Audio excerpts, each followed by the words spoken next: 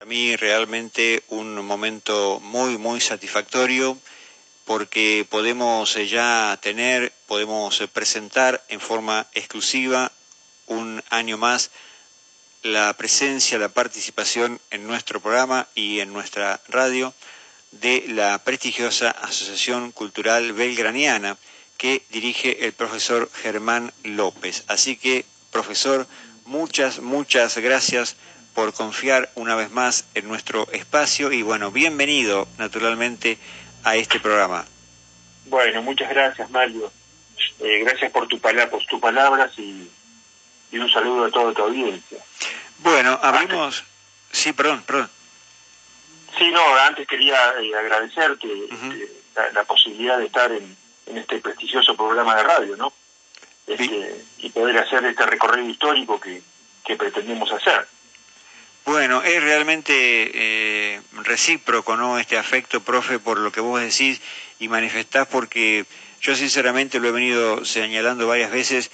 Uno ha ido aprendiendo, ¿no? Fuimos encontrándonos con la figura de Belgrano el año pasado, con lo que vos ibas mostrándonos, pero además también un Belgrano vivo, ¿no? Un Belgrano alrededor nuestro, ¿no? No es una figura solamente de bronce, a la cual hay que admirar, respetar y querer, sino también lo podemos sentir acá, ¿no? En nuestras vivencias diarias.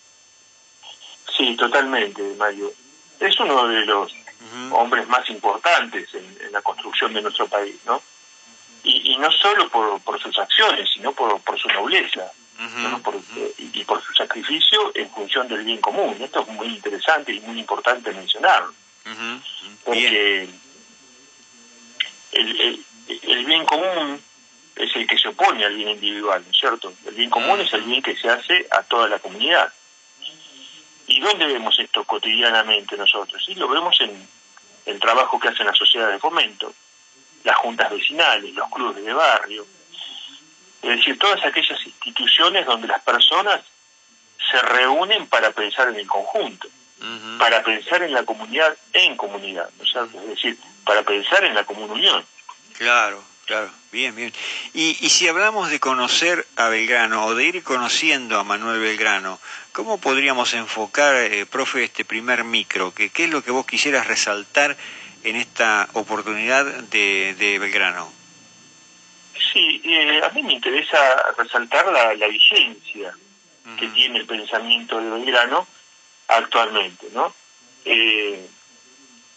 Porque cuando decimos y hablamos de comunidad y hablamos del otro, es en estos términos en que pensaba Belgrano.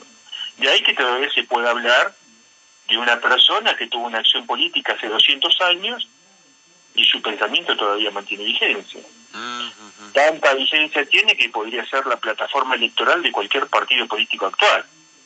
¿Cierto? Claro, sí. Es decir, no de cualquier partido político, sino de aquel que piense en los genuinos intereses de la nación. Y por lo tanto en el bien común, por supuesto.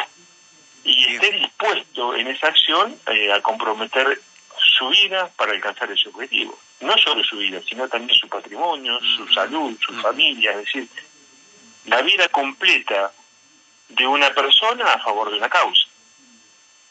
Porque Belgrano era un revolucionario, ¿cierto? Y ser revolucionario es una actitud ante la vida. Es la coherencia armoniosa entre lo que se piensa y lo que se hace. Cuando no existe esta coherencia, estamos ante un fraude, estamos ante algo inauténtico, ¿no es cierto?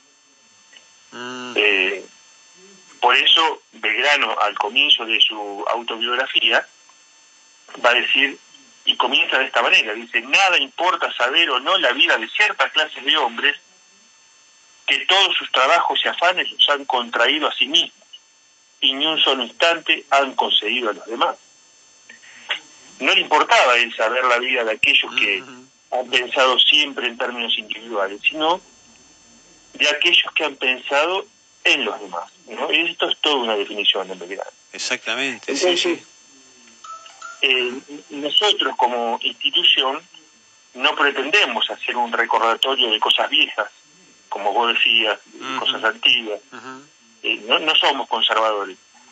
Tampoco buscamos en el pasado la solución a nuestros problemas presentes, porque no la vamos a hallar, por supuesto. Pero sí pretendemos identificar los criterios que utilizaron estos hombres para pensar un proyecto de país y que los llevó a actuar como actuaron, ¿no? ¿Qué es lo que llevó a esas personas a actuar del modo que actuaron? ¿Cuáles fueron esos criterios? Y nosotros identificamos 3 criterios o principios, que son el amor a la patria, el bien común y la felicidad del pueblo. Cualquier persona que lleve adelante estos objetivos en sus acciones políticas va a ser un recordado por las generaciones futuras. Pero también combatido por los intereses de la época, ¿no? Los proyectos de Belgrano fueron combatidos también. Y sí. Entonces, antes de profundizar en estas cosas, Mario, vamos a conocer quién era Belgrano, ¿no? Bien. Y para esto vamos a recurrir a su autobiografía. Profe. La escribió ya por 1814. Ajá. Él dice, con la intención, y lo dice en estos términos, dice, puede ser que mi amor propio acaso me alucine, con el objeto de que sea útil a mis paisanos, y también el de ponerme a cubierto de la maledicencia, porque el único premio que aspiro por todos mis trabajos, después de lo que espero de la misericordia del Todopoderoso, es conservar el buen nombre. Observemos qué sencillez de pensamiento, ¿no? Lo más importante es preservar el buen nombre. Claro. Siempre preservar el buen nombre es un tesoro, ¿no es cierto? Y más adelante dice que nació en Buenos Aires, que sus padres fueron Domingo Belgrano Peri, después fue castellanizado Pérez y era nacido en Oneglia, en el norte de Italia, en la región de la Liguria. Hoy esa ciudad se llama Imperia y actualmente le rinde homenaje a Manuel Belgrano, ¿no? Hay un busto dedicado a su memoria.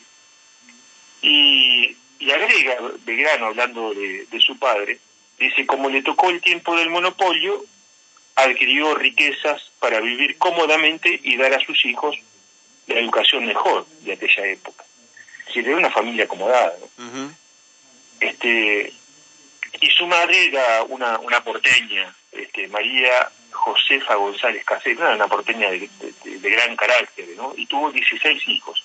Y Belgrano era el octavo, que su nombre completo era Manuel José Joaquín del Corazón de Jesús Belgrano. Era una familia muy acomodada, la cuarta fortuna más importante del virreinato del Río de la Plata, hasta que llega el momento en que esta fortuna quedó comprometida cuando el padre de Belgrano fue denunciado por un desfalco en la aduana de Buenos Aires, donde fue culpado por ser cómplice del administrador y tesorero de la aduana. Que este hombre tenía un descubierto de 200.000 pesos en contra de la Real Hacienda. 200.000 pesos para esa era una fortuna. Un platal. Sí. Y la Real Hacienda era el banco central de la época, ¿no? Y el administrador, para justificar ese desfalco, alegó tener pendientes 4 remesas de cuero que había hecho el padre de Belgrano. Y como eran íntimos amigos, lo creyeron cómplice de la quiebra. Y más adelante después fue reconocida su inocencia, pero ya era tarde porque tuvo que pagar toda la deuda, igualmente. Y esto fue una catástrofe para la familia Belgrano, ¿no? Porque es acá donde pierde toda su fortuna, ahí queda comprometido todo su patrimonio. Y a los 16 años viaja a estudiar a Europa con un hermano que tenía 15 años, Francisco, y para ese entonces contaba con estudios primarios y secundarios, ¿no? Del más alto nivel, adquiridos en el Colegio de San Carlos. Y acá se graduó como licenciado en filosofía. Y él dice, me proporcionó la enseñanza de las primeras letras, la gramática latina, la filosofía y algo de teología en el mismo Buenos Aires. Entonces, con ese bagaje de conocimiento, viaja a España e ingresa en la Universidad de Salamanca a estudiar leyes.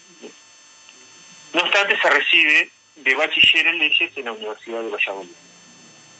Y es allá en España, en Europa, donde frecuenta los salones y las tertulias más importantes de la época. y allí logra relacionarse con intelectuales, con funcionarios de la corona, con diplomáticos. Es decir, logra hacer una red de amistades muy, muy importante, ¿no? Era una persona de muchísimas relaciones al más alto nivel político.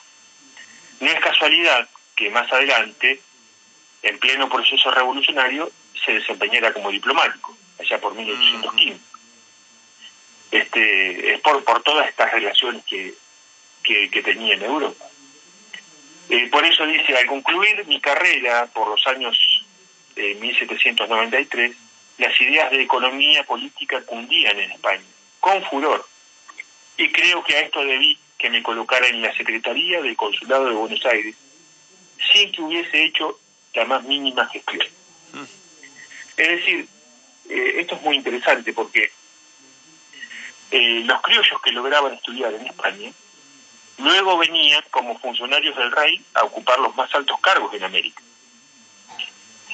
Lo cual desmiente esta idea de que una de las causas de la revolución fue que los criollos no tenían acceso a los más altos cargos administrativos y que solo eran ocupados por españoles europeos. Y esto no es cierto. Belgrano es una muestra de esto, pero también hubo virreyes criollos, por ejemplo, nacidos en América, que eran virreyes. El virrey Bertis era uno de ellos, nacido en México, en Mérida. Entonces, esto desmiente la idea de que los criollos no llegaban a ocupar los altos cargos de la administración virreinal, ¿cierto? Entonces, lo tenemos a Belgrano como funcionario de la corona española, muy lejos de pensar hasta este momento en una revolución. Hasta este momento es un burócrata de la corona, ¿no es cierto? Y con todo ese cúmulo de conocimientos, entonces viene a Buenos Aires como secretario perpetuo del Real Consulado. El Real Consulado era una institución que buscaba fomentar la agricultura, la industria y el comercio en América. Cada virreinato tenía su consulado. Y el secretario del consulado era una especie de ministro de Economía, ¿no?, para hablar en términos actuales. Y él dice, salí de España para Buenos Aires. No puedo decir bastante mi sorpresa cuando conocí a los hombres nombrados por el rey para la junta que había de tratar la agricultura, la industria y el comercio, y propender a la felicidad de las provincias que componían el virreinato de Buenos Aires. Todos eran comerciantes españoles. Exceptuando uno que otro, nada sabían más que su comercio monopolista, a saber, comprar por 4 para vender por 8. Y acá vemos una crítica de Belgrano al monopolio, ¿no? Una crítica acá irónica. Los problemas de Belgrano, porque nada de lo que él quería hacer se lo permitirían los comerciantes que se favorecían con el monopolio. De hecho, sea de paso, el padre también se había favorecido con este monopolio, ¿no? Nada más que ya estamos entrando en otros tiempos. Bueno, esta es una disputa muy interesante de tratar, Mario. Esta confrontación de ideas entre libre comercio y monopolio, porque acá había razones de peso para defender una y otra postura, ¿no? Donde no siempre Belgrano parece que tenía razón, ¿no? Cuando uno escucha los argumentos de los españoles, de los comerciantes españoles, son fundamentos de peso. Tal vez en el próximo programa o más adelante podamos hablar de esto, si te parece, porque es un tema actual todavía, ¿no? Exactamente, Entonces dice Belgrano, mi ánimo se abatió y conocí que nada salía en favor de las provincias por unos hombres que por sus intereses particulares posponían el del común.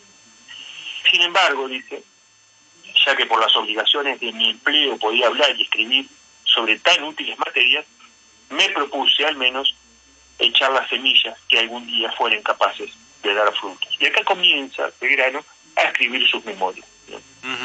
No para su época, sino porque se daba cuenta de que había intereses que no le iban a dejar, sino para el futuro. Algunas cosas que decía Belgrano todavía no se hicieron. Qué bárbaro. Y son muy Sí. Pero eso lo vamos a ir dilucidando a lo largo con el correr. Profe, acá llega... de los días. Sí. Acá llega un mensaje que dice, todos aprendemos, Mario, porque esos pequeños detalles de la personalidad de Belgrano que nos cuenta el profesor son interesantísimos. Gracias por otro año, dice Graciela, con signo de admiración, ese gracias por otro año. Bueno, muchas gracias a Graciela. por escucharnos y seguirnos, y bueno, vamos a ir hablando de estos temas y de muchos más. Y con esto ya tenemos hoy un panorama de quiénes eran los belgranos, de dónde provenían, y conocer las vicisitudes de una de las familias más adineradas del Río de la Plata, que lo pierde todo. Y que hasta ese momento ni remotamente se le pasaba por la cabeza a Belgrano hacer una revolución. Eso va a venir más adelante. Y lo comentaremos en los próximos programas, si te parece. Cómo no. Profesor Germán López, presidente de la Asociación Cultural Belgraniana, muchísimas gracias por estar. Bueno, muchas gracias a vos y a toda tu audiencia, man. Abrazo grande. Hasta siempre.